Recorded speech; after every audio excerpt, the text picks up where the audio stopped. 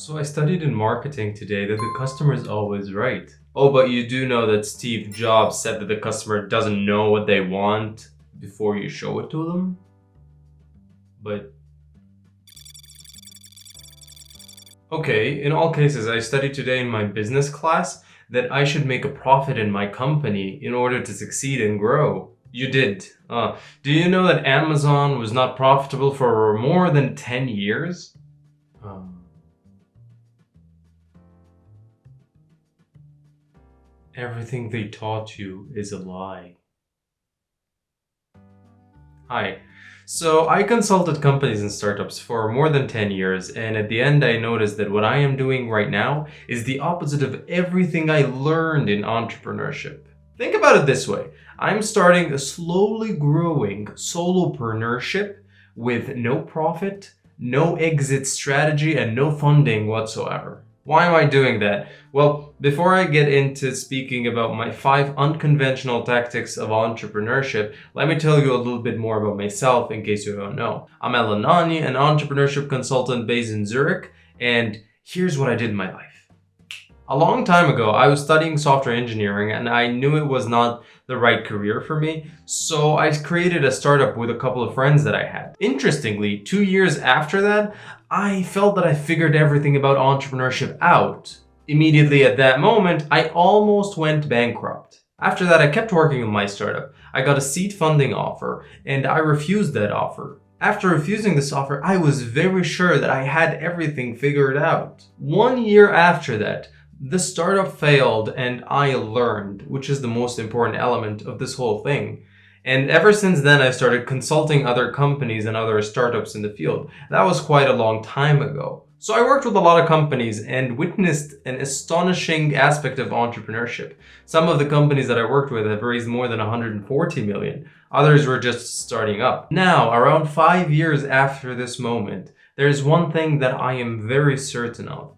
I did not figure out and will never figure out this whole thing. That's the beauty of entrepreneurship. You think you know, but you never do, even the biggest ones. And that's why Elon Musk right now is having problems with Twitter, because he will never figure it out entirely. And this is what we're there to watch. This is our entertainment, is looking at other people making mistakes and learning from them.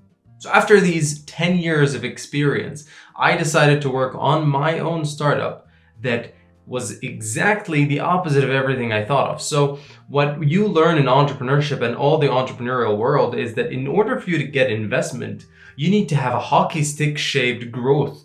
So you need to be growing very quickly and you need to be generating revenue and you need to have a stunning product and a very good team. But the reality of this situation, those 10 years of consulting other companies in all different fields, in agriculture, in manufacturing, retail, all these companies showed me that it doesn't really have to do with very fast growth. So your company does not have to be growing at an exponential level in order for you to be successful. And from then, I started working on my own startup.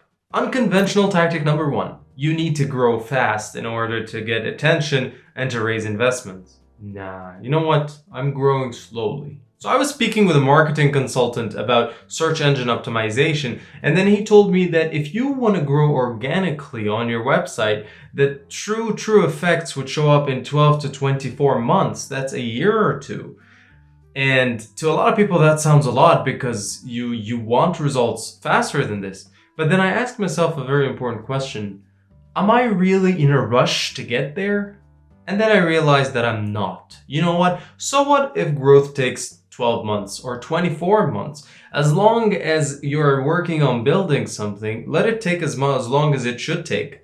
And I wouldn't push it over the edge so that it would be just sort of a gamble. You know, like you get your own startup and you have to push it and then you see if it succeeds or not, and then bam, it doesn't succeed. Well, it's because you rushed the whole thing. And that's why you do not have to grow fast. In order for you to get into this whole community of Silicon Valley, investors would be interested if you have fast growth. If you actually show them that you grew over 10 years, they might not be interested. But what do you really care about investors? You need investors for their money in order for you to grow faster. But if you're already growing slow and you don't need it, then don't think a lot about it. Just work your product as much as you could. So my focus is adding valuable content.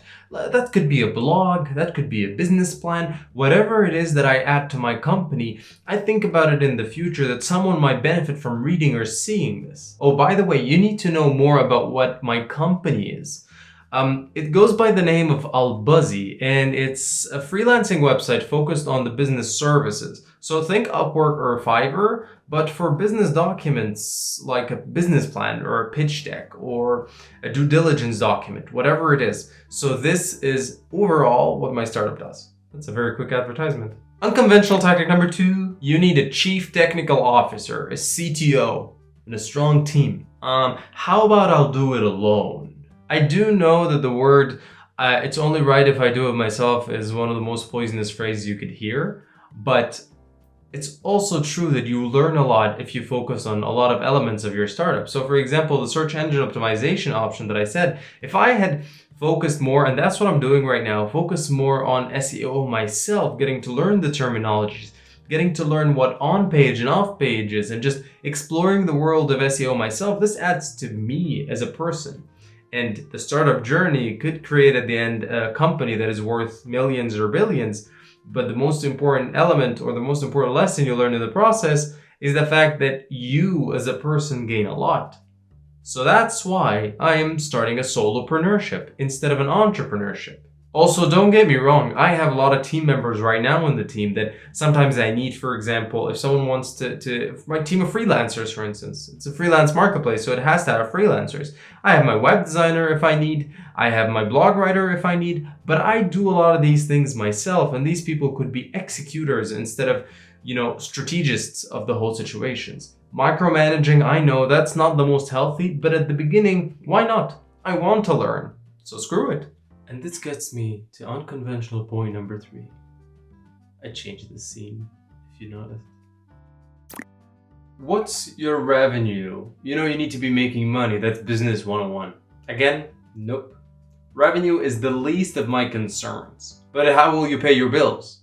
During the intro that I said at the beginning of the video, I forgot to mention that I freelance on websites like Upwork, like Fiverr, like Medium. I stopped doing Upwork, but I usually do these things. And that gets me an income stream that is more than enough to sustain my bills. So I do not have the necessity to force my startup to pay my bills, which is a game changer because a lot of entrepreneurs feel the urge to get paid in order for them to make a living out of this, that they rush into generating revenue and monetizing. Truth is, the only concern that I have at this stage is adding value to the people and collecting feedback, modifying the product and iterating this whole process. And this is what the concern is about. So no, revenue is the least of my concerns at this stage. Wait a second. You said you know how to raise funds for a startup, didn't you? Why don't you raise for your own? Matter of fact, I prefer to bootstrap. What the hell is bootstrap? Bootstrapping is a very simple concept. In case you don't know it, it means that you're just gonna get your revenue to cover your cost of your company, or whatever money's coming in, it's gonna cover the cost of the company, meaning you do not require any help from any bank loan or any investors whatsoever. And why do I focus on bootstrapping? The idea is simple. If I do raise investments, which I could, I wouldn't be able to know what to do with this money at this stage, because reality of the situation is the investments that you raise or that I raise from any investor in the world is people's money. And I feel the responsibility of using it in order to achieve growth in my company. They're betting on me, that's true, but it's also my responsibility to fulfill this bet. It's not a gamble that they're doing at a casino. And for that purpose, I don't think I want or need that responsibility at this stage. Given that I raised funds for a lot of startups as well, I extend this to you, the person viewing this video. If you do not need funding for your startup, then don't go and do it. If you can bootstrap, then bootstrap as much as you could until the investment seems necessary on the book. The only moment that you should think that, yeah, I need an investment is when it's going to be 10 times different or 20 times or 30 times different. This is when you would say, oh, you know what, an investment is a good option. But since I'm focusing on slowly growing and I have a solopreneurship then there is no rush. And for that case, there is no need for all of that. And that's point number 4. Finally, point number 5 is the exit strategy. My exit strategy is I don't have an exit strategy. I'm not focused right now on selling my company in the future to a big player in the industry, because it doesn't have to be like that.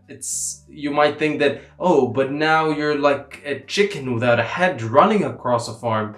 And that's exactly what I am. I want to be a chicken without a head running through a farm, because this is how I would experiment and learn in this industry and be a top player in that game.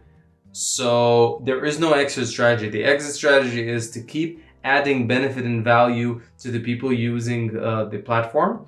And the longer it takes, the better it is. And that's it. That's how it is. Of course, as a final remark, I'm not one of those successful entrepreneurs who have made exits of companies that raised more than $50 million or $100 million.